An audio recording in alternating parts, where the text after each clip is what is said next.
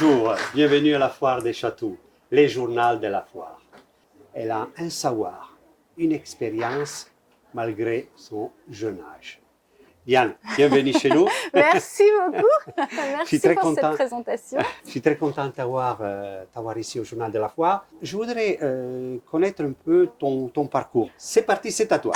Mais alors, ça peut démarrer du berceau. Hein, d'accord. parce que ce qui est bien dans ce métier, c'est qu'il n'y a pas de voie toute tracée, en fait. Il n'y a pas un parcours type pour devenir marchand ou antiquaire. C'est des métiers passion. Donc, on peut y arriver de n'importe quelle façon. En fait, il suffit d'aimer ce qu'on fait, d'aimer les objets, d'avoir un œil et d'emmagasiner des connaissances. Alors, pour emmagasiner des connaissances, il faut faire des salons, il faut faire des brocantes, il faut voir le plus d'objets possible, il faut aussi lire dans les bouquins. Alors, pour ma part, j'ai une formation universitaire parce que j'ai suivi des études de droit, mais qui n'auraient pas grand-chose à voir avec ce qu'on voit aujourd'hui. Mais néanmoins, je me suis vite spécialisée dans le marché de l'art. Et puis après, j'ai poursuivi mes études en faisant un cursus en histoire de l'art à la faculté et puis à l'école du Louvre. Donc ça, c'est pour la base théorique. Mais ça ne suffit pas. Si jamais on n'a pas de curiosité, si on fréquente pas les brocantes, si on fréquente pas les marchands, si on pousse pas les portes, avoir simplement une formation théorique, ça ne suffit pas. Donc il faut venir ici. Après tout ça, j'ai travaillé dans des maisons de vente que je fréquentais déjà de façon assidue dès que je pouvais. Et je travaillais d'ailleurs déjà dans les maisons de vente pendant mes études. Je travaillais chez des marchands, j'ai travaillé chez des galeristes, j'ai travaillé pour des fondations.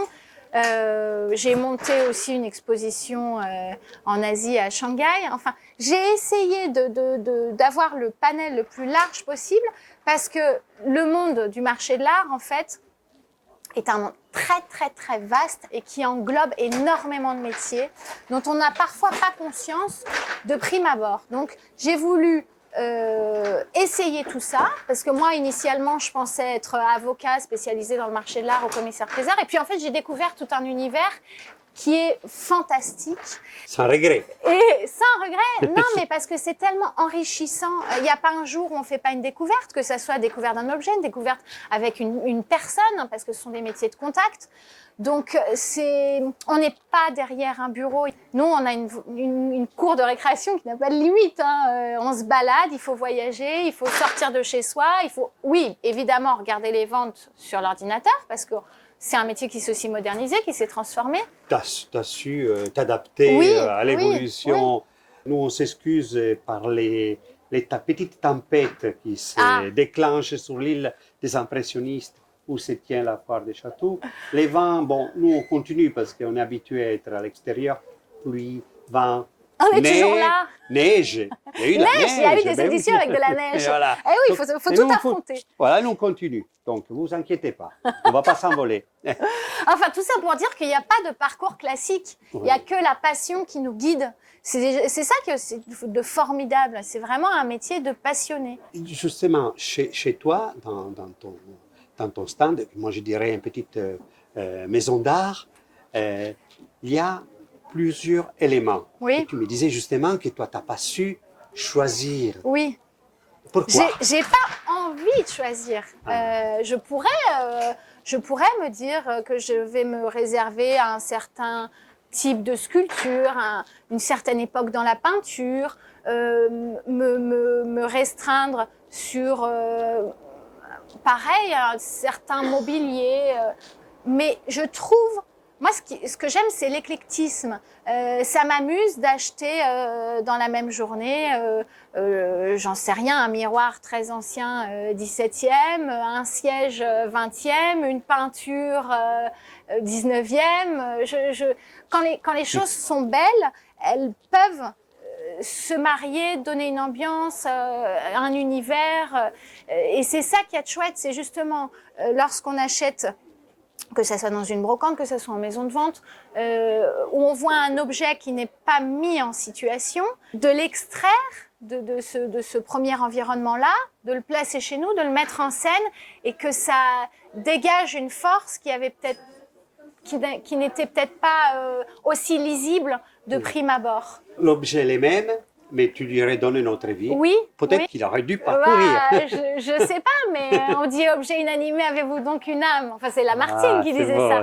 Et ben, néanmoins, c'est tellement vrai. C'est pas des choses isolées, posées comme ça. Les objets se répondent, se chantent entre eux, se marient très très bien. Et c'est comme ça qu'on crée des univers. Tu prends donc des risques de façon perpétuelle et tu réussis. Oui, voilà, alors après, c'est pas des gros risques non plus. Hein. Ce que j'ai vu, tu as réussi. Et gentil. puis bon, comme on disait tout à l'heure, en plus, pour ce qui me concerne, tu m'as placé un petit tableau de Venise. C'est de quel auteur? Tu connais l'auteur? Non. Oui, c'est Marie Petitjean. Voilà. Voilà. Donc, et c'est vrai que c'est une vue de Venise. Déjà, il y a cette lumière à Venise qui est absolument fabuleuse. Hein. Il y a beaucoup de peintres qui adorent et qui représentent Venise de façon merveilleuse. Mais ce petit tableau, tu vois, c'est chouette que tu l'aies vu parce que il est pas si visible que ça dans le stand, et néanmoins il dégage une lumière, une force, une présence, alors que c'est pas en plus une grande vue de Venise. Tout à fait. On a cette voile qui en fait est tout le motif du tableau, mais il y a cette voile, cette lumière, quelques monuments que l'on devine au loin. Mais tout de suite, tu me dis c'est Venise. Mais oui, évidemment, c'est Venise. C'est ça la beauté de cette foire. Ouais. C'est ça, c'est qu'on découvre. Se laisser surprendre. Ben oui, on se laisse surprendre et puis on découvre plein de petites et grandes et minuscules œuvres qui et ici sont valorisées. Elles sont valorisées. Elles sont valorisées. Et puis c'est un très très grand peintre, hein, célèbre, reconnu, et comme quoi on trouve de partout en fait des œuvres qui nous fascine. Et je crois que c'est vraiment ça, il faut se laisser guider dans ses acquisitions par l'émotion qu'une œuvre va nous procurer. Bon, tout ton enthousiasme, il me pousse à justement ouvrir les rideaux de ton stand. Ah. Donc, voilà. Okay. Nous, on se déplace quelques minutes, on va y aller sur le stand de Diane parce que comme ça, vous pourrez découvrir son art, sa mise en scène. Alors, quand je suis arrivé ici, là, mon œil, je ne sais pas pour quelle raison. Le coup de foudre immédiat. Tac. Caché derrière ma vitrine. Qu'est-ce que c'est? Mais tout de suite, tu m'as dit, ah, mais qu'est-ce que c'est beau ça, mais de quoi s'agit-il?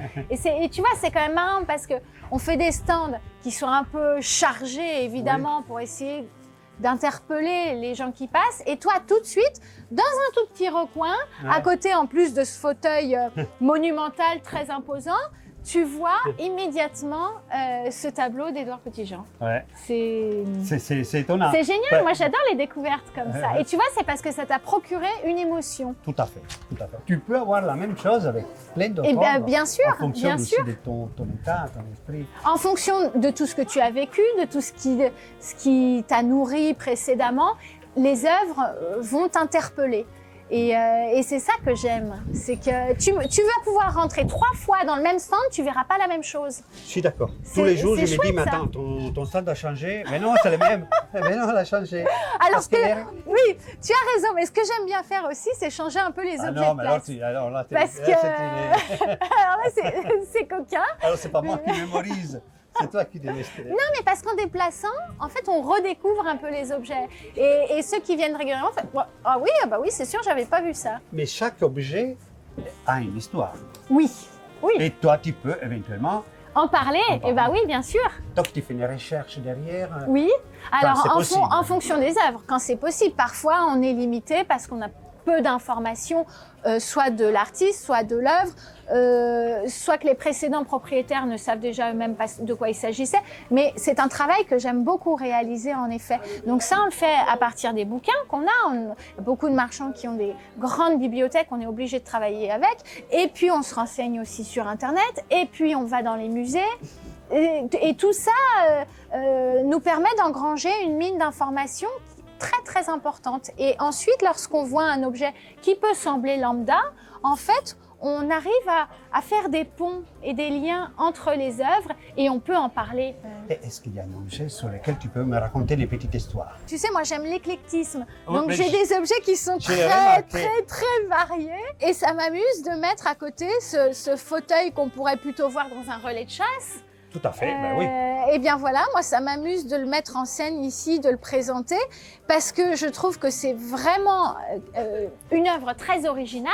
On a déjà vu des fauteuils de chasse avec des bois de serre, des bois d'élan. Ça fait partie de tout ce registre que l'on connaît. Là, d'ailleurs, on a mis une canne à côté. Avant, on avait des appliques aussi. Mais celui-ci, tu vois, tu cherches quelque chose d'un peu particulier. Celui-ci, ce qui va être particulier, c'est cette tête d'ours avec le poil de sanglier. C'est quand même pas banal. C'est un siège assez audacieux parce que je vais dire clivant en fait. Soit ça m'amuse beaucoup de voir les gens qui passent commenter ce siège. Soit ils adorent, soit ils détestent, ça leur fait peur. Ils se disent enfin mais qu'est-ce que c'est que ce grand truc ou alors ils comparent ça à un trône qu'on voit dans une série que tout le monde connaît.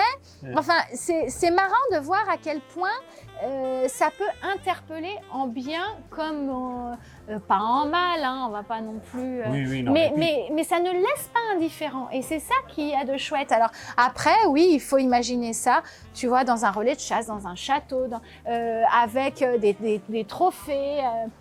Et là, tu reconstitues un ensemble, un décor. Il peut en effet trouver sa place. Oui, mais tu vois, ça fait de l'effet. Hein. Et là, tu vois, j'ai un livre, mais que j'adore, sur les rois de France. Le portrait des rois de France. Et en fait, ce livre, il y a eu plusieurs éditions de cet ouvrage-là. Et celui-ci est célèbre parce que l'on a en fin d'ouvrage le portrait de Louis XIV.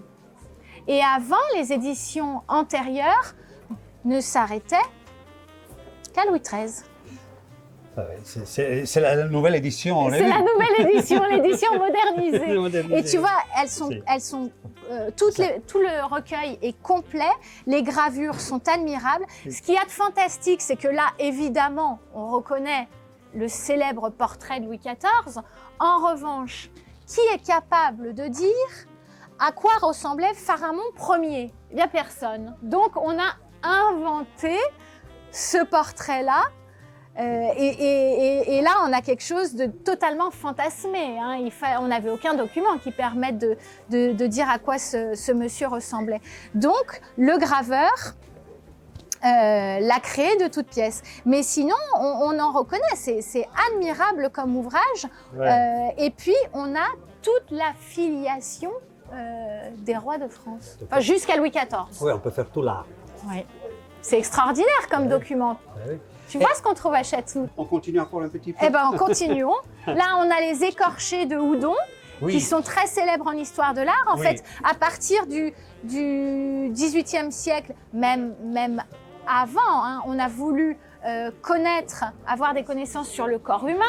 Donc, le meilleur moyen, eh bien, c'était de savoir ce qui se passait à l'intérieur. Donc, tu sais, c'est la science qui a ensuite guidé l'histoire de l'art.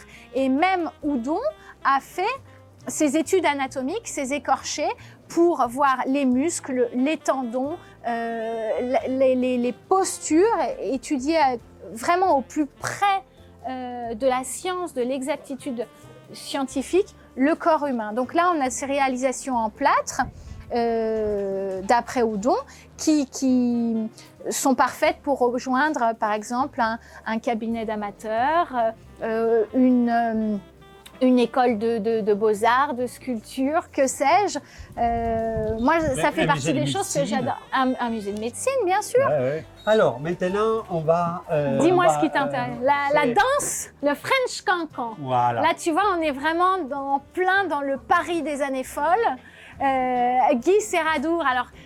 tu vas reconnaître une forte inspiration de Domergue, Jean-Gabriel Domergue, qui est connu pour ses femmes avec un cou très, très long, très élégant, très étiré, ces femmes androgynes, toujours très soignées, avec une chevelure très soignée. On a quelques brunes, mais ce sont plutôt des blondes et des rousses.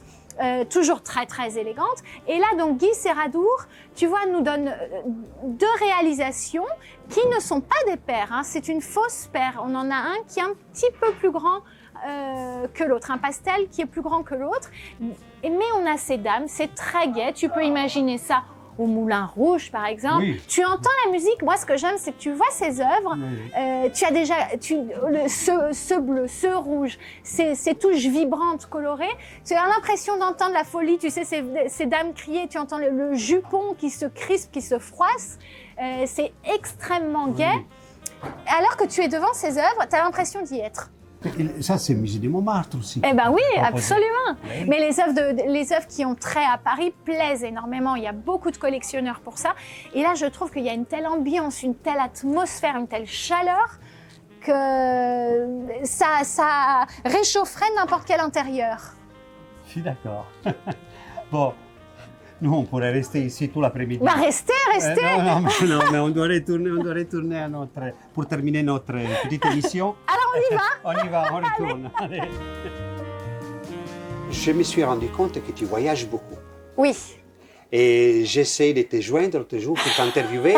Tu étais c'est fini vrai. où? Tu étais où? À Maastricht. Des châteaux Maastricht. De Maastricht, Oui. Shanghai. De Shanghai à Parme.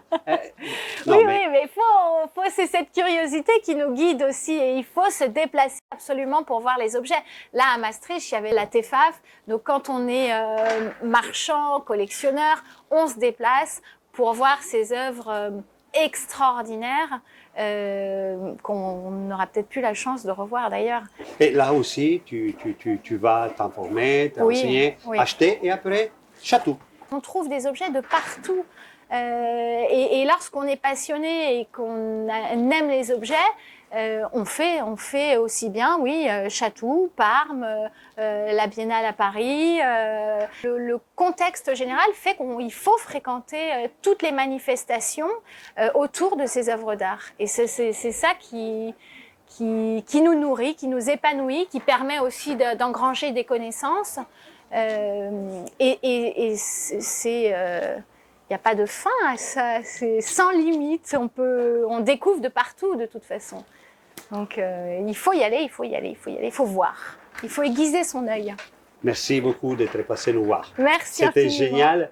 Tu m'as donné envie de continuer à présenter des personnages comme toi. Ouais, c'est gentil, merci beaucoup. Et allez chiner, venez ici, aimez la peinture, l'art en général, parce que ça vous fera que du bien. N'oubliez pas de vous abonner à notre chaîne et à très bientôt.